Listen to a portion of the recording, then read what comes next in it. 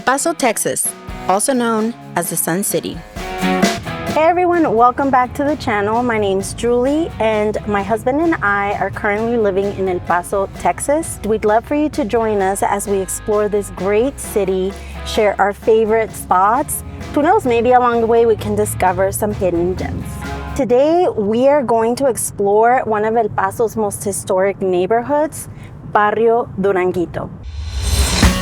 And in case you don't know where El Paso is, it's located along the Rio Grande across the border from Ciudad Juárez, Chihuahua, Mexico. It is the 22nd largest city in the United States and has a diverse population with a rich history and culture.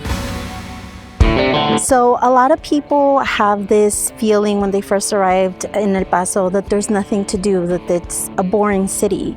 However, if you take the time to discover, this city is full of history, culture, art, delicious food, and probably some of the friendliest faces that you'll ever come across. We also have beautiful mountains surrounding us, which of course, as you can see, give us the best views.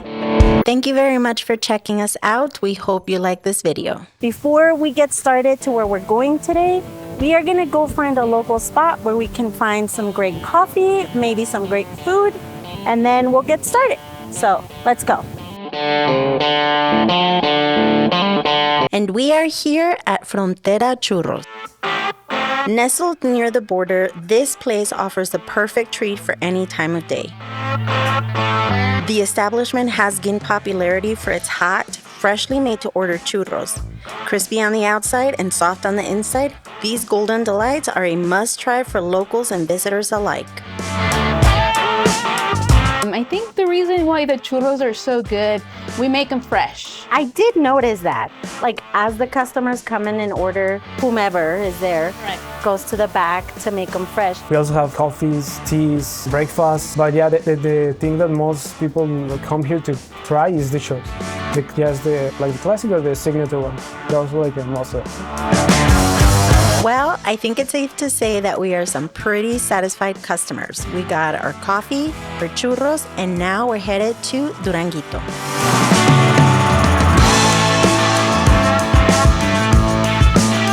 Duranguito is bounded by West Overland Avenue, Leon Street, Paisano Drive, and South Santa Fe Street. This was to honor one of the first residents that was evicted from the neighborhood due to the city's plans to expand. They had decided to possibly demolish the neighborhood buildings here, and in an effort to do that, Mr. Chavita Ortiz was one of the first residents to move.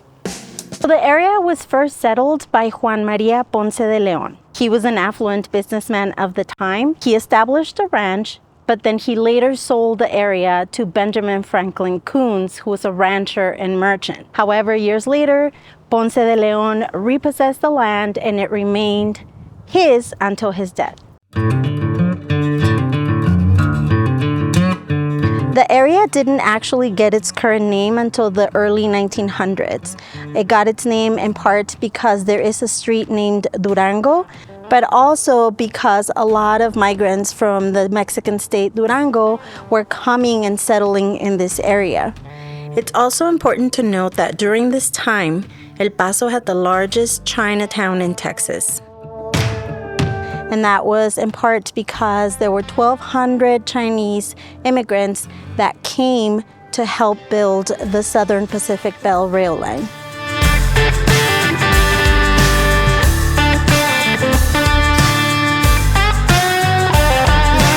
So during the Mexican Revolution of 1910, the area of Duranguito was almost like a hub for Mexican revolutionaries. And because it was so close to the border, it was very easy to smuggle and even produce radical newspapers. And so a lot of people will go as far as saying that this area is just as important to Mexico as it is to the city of El Paso, because important figures of the Mexican Revolution, such as Francisco Villa, was often seen here. This is actually a stash house that him and his brother used to put away coins, jewelry, ammunition, a whole lot of things. And also Francisco Madero, before he became president of Mexico, he actually had an office in the area. So very important history for both sides of the border. Duranguito is located in the Greater Union Plaza district, and the area is home to various historic buildings. It is also often referred to as being the birthplace of the city of El Paso. In the early 2000s, city officials began planning ways in which the borderland could potentially expand. So in 2016, the city decided that a new sports arena would be built in Duranguito. This meant that the neighborhood would be demolished. Some residents vacated the neighborhood after the city offered them money to leave. However, the majority of the neighborhood's residents opposed the city's decision, and grassroots organizations assembled protests and petitions to voice support in favor of preserving the area. In 2017, Max Grossman, an architectural historian and professor at the University of Texas at El Paso, began a legal battle against the city of El Paso with the goal of saving and preserving historical buildings in the area. In 2018, he proposed the development of historic district in Duranguito, and in 2023, El Paso City Council rejected the decision to build the arena in the area, forcing the city to consider a different location for the project. Okay, and this is it for Duranguito. It's a small area, but it's a neighborhood again that's like rich in history, art, culture, like we've already mentioned. And I really think that it would be wonderful if you ever get to visit El Paso, or if you're already living here, to come check out this area, because it really is something to see. And I think now we're ready for food. So let's go.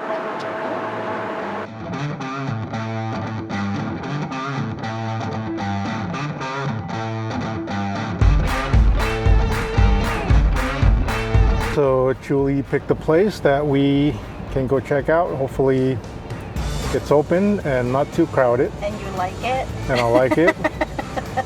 Something barbecue, so we'll see what it is. And we are here at Tony's The Pit BBQ.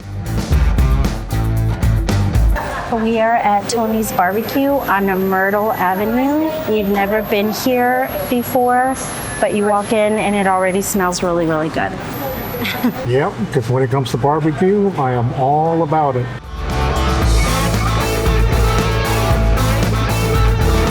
Tony's is a family-owned restaurant. Since opening their doors in June of 1958, they've been serving up delicious barbecue, earning a special place in the hearts of the community.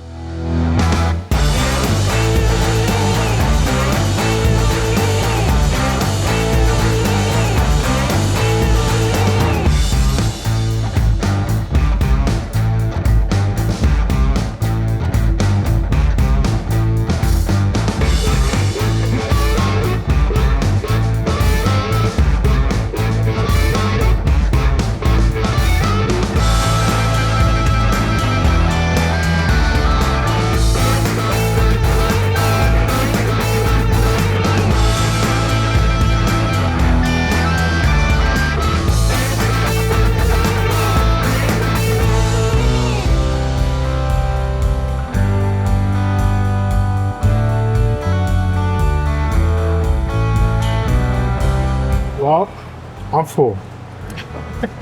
I'm done. I think we did some damage. Okay, everyone, so that was it. We were satisfied. We loved the food. Everyone was very friendly. Make sure you come visit them. And as you can see, here I am signing a visitor log that they offer for everyone to sign their name and to let them know if you like the experience.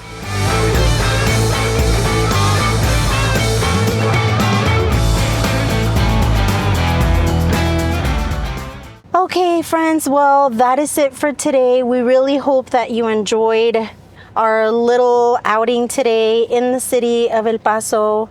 And I hope that you get to visit some of the places that we showed you today. Please let them know we sent you. And if you have any questions, comments, anything additional that you'd like to add maybe about the history that we didn't get a chance to cover, please let us know in the comments. Until then, we'll see you on the next video.